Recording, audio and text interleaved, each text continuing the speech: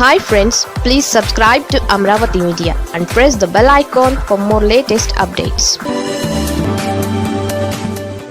Number 16 AP రాజకీయాలలో hot topic. జాతీయ స్థాయిలో డీలిమిటేషన్ బిల్లు వీగిపోవడంపై వైసీపీ ఒక రకంగా ఆనందంగా ఉంది. లోపల సంతోషంగానే కనిపిస్తోంది.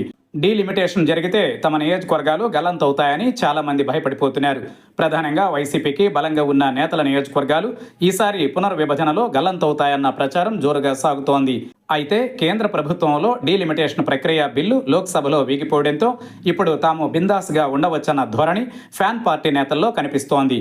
పైకి మాత్రం మహిళా రిజర్వేషన్ల ప్రక్రియ నిలిచిపోయిందని ఆవేదన చెందుతున్నా లోపల సంతోషంగానే ఉన్నట్లుంది. నియోజకవర్గాల పునర్విభజన జరిగితే ఆంధ్రప్రదేశ్లో 225 అసెంబ్లీ స్థానాలు పెరుగుతాయి. అయితే అందరికీ అవకాశం ఇవ్వవచ్చు. కానీ అదే సమయంలో ప్రధానంగా పులివెందుల, రాయచోటి, తంబళ్లపల్లి, పొంగనూరుతో పాటు ముఖ్యమైన నియోజకవర్గాలు గల్లంతవుతాయన్న ప్రచారం జరుగుతోంది. అదే జరిగితే వైసీపీలో ముఖ్య నేతలు రాజకీయంగా ఇబ్బంది పడతారు.